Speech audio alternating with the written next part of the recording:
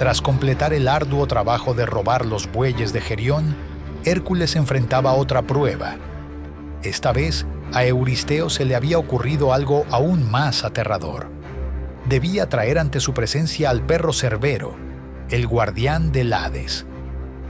Al escuchar la tarea, incluso el propio Euristeo sintió miedo, pues nadie en su sano juicio intentaría enfrentarse a semejante criatura. Cerbero no era un perro cualquiera. Era hijo de Equidna y Tifón, y hermano de Ortro, el perro de 2 cabezas que custodiaba los rebaños de Gerión, y que Hércules ya había derrotado. La familia de Cerbero era tan aterradora como letal, compuesta por monstruos que Hércules ya había enfrentado, como la hidra de Lerna y el león de Nemea. Sin embargo, Cerbero era diferente. Este perro gigante no solo tenía 3 cabezas que rugían de manera ensordecedora, sino que su cola era una serpiente viviente, lista para atacar a cualquier intruso que intentara cruzar las puertas del inframundo. La misión de Cerbero era vigilar la entrada del reino de los muertos, impidiendo que los vivos entraran y asegurándose de que ninguna de las sombras que habitaban en el inframundo pudiera escapar. El solo hecho de intentar capturarlo parecía imposible para cualquier mortal. Sin embargo, Hércules no se enfrentaría solo a este peligro. Por orden de Zeus, Hermes y Atenea decidieron acompañarlo. Hermes, con su habilidad para moverse entre el mundo de los vivos y el de los muertos, persuadiría a Caronte, el barquero del Hades, para que llevara a Hércules hasta el inframundo, algo que rara vez se hacía con un ser vivo.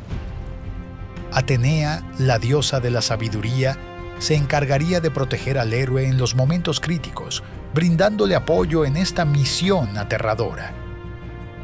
Hércules se preparaba para el descenso al inframundo, un viaje que pocos mortales habían intentado antes y del que muchos no regresaban. La entrada al mundo de los muertos, según las leyendas, se encontraba en una cueva sin fondo en el cabo Ténaro, al sur del Peloponeso. Este lugar era conocido por ser la puerta hacia el reino de Hades. Aunque muchos héroes de los mitos la habían cruzado, la mayoría lo hizo después de su muerte. Hércules, sin embargo, tenía que entrar vivo y regresar con Cerbero. Al llegar al borde del río Aqueronte, la barrera final entre el mundo de los vivos y el de los muertos, se encontró con Caronte, el sombrío barquero encargado de cruzar las almas de los difuntos. Caronte nunca antes había llevado a un mortal que estuviera vivo, y cuando vio a Hércules con su imponente figura y su piel de león, dudó en permitirle el paso. Aquí es donde Hermes intervino, usando su persuasión divina para convencer al barquero de que llevara a Hércules al otro lado. Aunque Caronte estaba claramente nervioso, finalmente accedió. Según algunas fuentes, el barquero fue castigado posteriormente por romper las reglas y permitir que un vivo cruzara. El peso de Hércules era una carga para la pequeña barca de Caronte. Acostumbrada solo a cargar las sombras ligeras de los muertos, la barca se inclinó bajo la fuerza y corpulencia del héroe. Este detalle subraya lo fuera de lugar que estaba un ser vivo en este reino de sombras. A pesar de todo, el viaje fue relativamente tranquilo, y pronto llegaron al otro lado. Dentro del reino de Hades, Hércules comenzó a sentir el efecto del ambiente sombrío y gélido.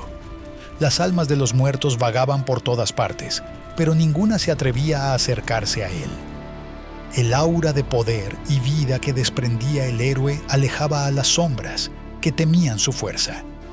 Sin embargo, hubo 2 figuras que no se apartaron. Una de ellas fue Medusa, o más bien la sombra de Medusa. A pesar de estar muerta, la imagen de la gorgona con sus serpientes en la cabeza y su temida mirada petrificante seguía siendo aterradora. Hércules, al verla, instintivamente preparó su espada para defenderse, pero Hermes le recordó que no tenía nada que temer. Medusa, al igual que las demás sombras, no era más que un espectro inofensivo. El otro ser que se acercó a Hércules fue Meleagro. A diferencia de Medusa, Meleagro no era un monstruo temido, sino un héroe caído. La sombra de Meleagro habló con Hércules, contándole la triste historia de su vida y su muerte. Durante su relato, le pidió al héroe que cuidara de su hermana viva, Deyanira. Esta petición, tan emotiva, tocó el corazón de Hércules, quien prometió casarse con ella y protegerla. Aunque no sabía en ese momento el trágico desenlace que su relación con Deyanira traería, su promesa fue sincera. El tiempo en el inframundo parecía moverse de manera distinta. Hércules avanzaba por paisajes oscuros, con ríos de almas y ecos de voces lejanas que pedían regresar a la vida. Pero él se mantenía enfocado en su objetivo: encontrar a Cerbero y cumplir con el último trabajo que se le había asignado. Cada paso lo llevaba más cerca del encuentro con el temido guardián del inframundo, sabiendo que cualquier error en su misión podría significar quedarse atrapado en ese lugar sombrío para siempre. Mientras avanzaba, encontró una figura encadenada que destacaba en medio de las sombras. Era Teseo, el legendario rey de Atenas, quien había sido capturado por Hades por intentar un acto insensato: raptar a Perséfone, la reina del inframundo. Junto con su amigo Pirito, Teseo había descendido al Hades con la intención de secuestrar a Perséfone y hacerla esposa de Pirito. Sin embargo, ambos fueron apresados por Hades como castigo por su osadía. Pirito, por su atrevimiento, fue condenado a permanecer para siempre en el inframundo, atrapado en una silla de tortura. A Teseo también lo ataron, pero su destino no estaba decidido para siempre. Hércules conocía a Teseo no solo por sus hazañas, sino porque compartían una amistad y respeto mutuo. Dado que ambos eran héroes renombrados en el mundo de los vivos, sabía que Teseo, a diferencia de Pirito, merecía regresar al mundo de los hombres. Se acercó a Perséfone, la única con el poder de decidir sobre los prisioneros del inframundo, y le pidió compasión para su compañero. «Perséfone, reina del inframundo», dijo Hércules con reverencia, «te ruego que liberes a Teseo. Ha pagado por su error y merece una segunda oportunidad». Perséfone, conmovida por la sinceridad del héroe, aceptó liberar a Teseo por la intercesión de Hércules. Sin embargo, el destino de Pirito estaba sellado, y ni siquiera Hércules, con toda su fuerza y capacidad de persuasión, pudo cambiarlo. Con el permiso de la reina, Hércules se acercó a Teseo, quien aún estaba encadenado a una silla de piedra. Con toda su fuerza, rompió las cadenas que lo mantenían prisionero. Teseo, que había soportado mucho tiempo en el inframundo, se levantó con dificultad, pero lleno de gratitud. No fue solo una liberación física, sino también un escape del destino que lo había mantenido atrapado en ese lugar oscuro. Durante su estancia en el inframundo, Hércules también intentó ayudar a Ascalafos, quien estaba atrapado bajo una roca por culpa de Deméter. Para conseguir sangre que ofrecer a los espíritus y devolverles la cordura, Hércules sacrificó parte del ganado de Hades. Esto enfureció al pastor Menetes, quien lo desafió a pelear. Hércules lo sujetó con fuerza y le rompió las costillas, pero Perséfone intervino y le ordenó dejarlo ir. Finalmente, llegó ante el imponente Hades, el rey de los muertos, cuyo nombre casi nadie se atrevía a pronunciar en voz alta. Con mucho respeto, le pidió permiso para llevarse a Cerbero. «Puedes llevártelo», respondió Hades, «pero solo si logras dominarlo sin lastimarlo. Deja aquí todas tus armas. Solo puedes enfrentarte a mi perro usando tu piel de león y tus manos desnudas». El héroe aceptó el trato. Mientras se acercaba, Cerbero comenzó a mostrar signos de agresividad.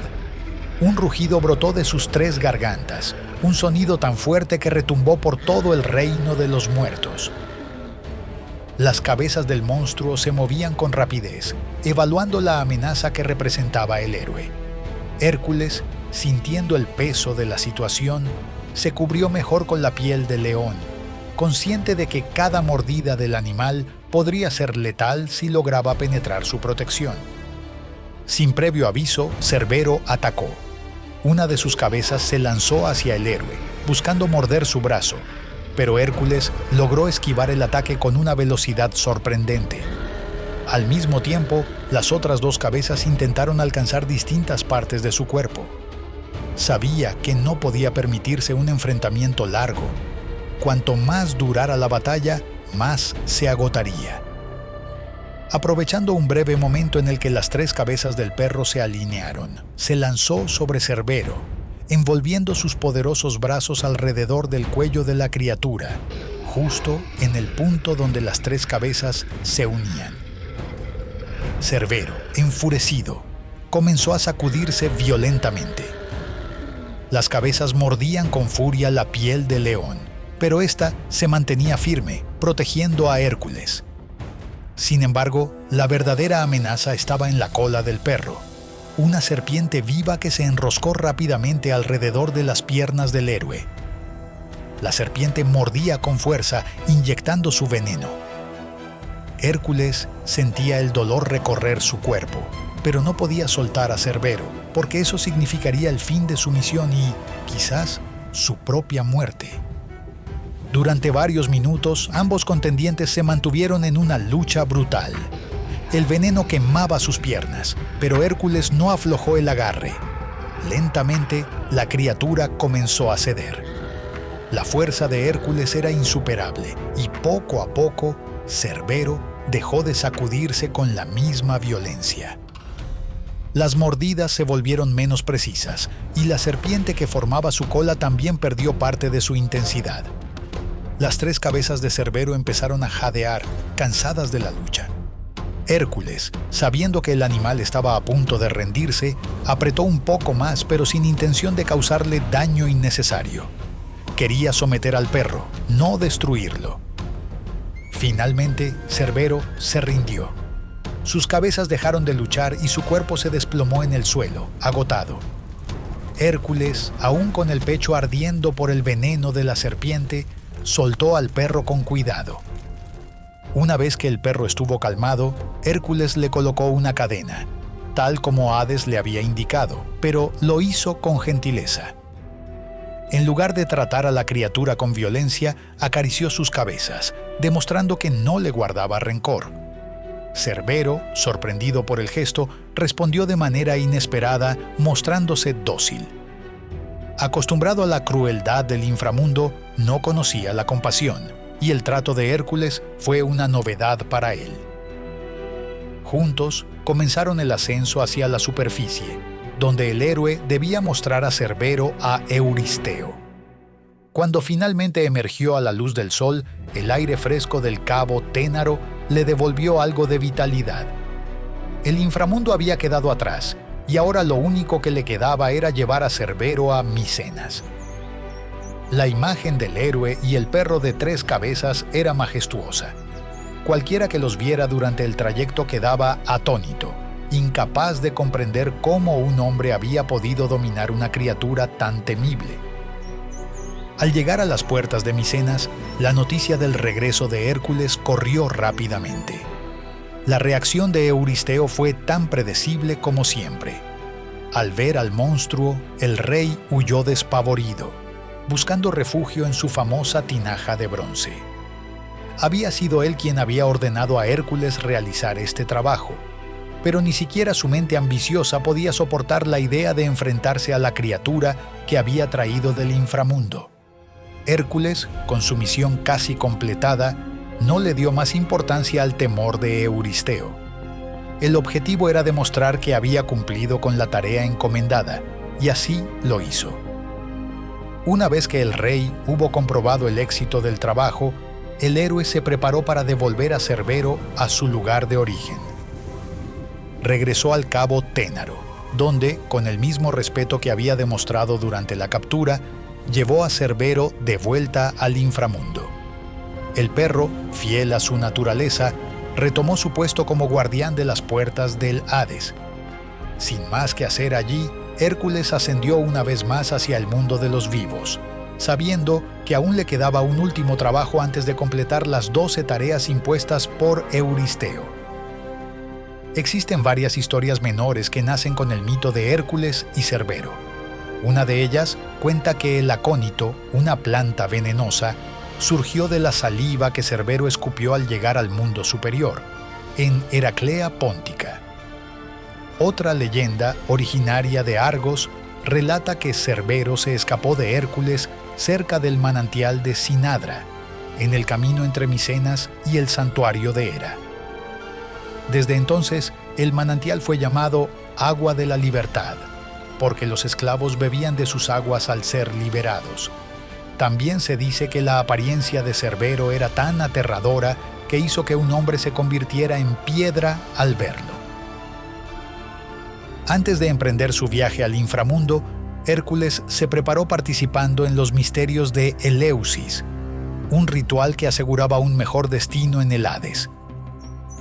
Como no era originario de Ática, tuvo que ser adoptado por un local llamado Filio.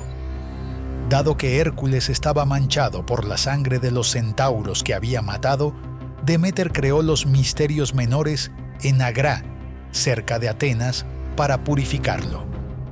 Finalmente fue iniciado por Eumolpo o Museo, abriendo el camino para que en el futuro cualquier hablante de griego pudiera ser iniciado en estos ritos, siempre que no estuviera manchado por asesinato. Y así, tras haber enfrentado a criaturas imposibles y atravesado los confines del inframundo, Hércules aún tenía una tarea por cumplir, una que lo llevaría más allá de lo que cualquier héroe había enfrentado antes. ¿Qué desafío le esperaba ahora al héroe más famoso de la mitología griega? Gracias por acompañarnos hasta aquí. Continúen con nosotros mientras exploramos cada uno de los increíbles trabajos de Hércules. ¿Están listos para descubrir el próximo desafío?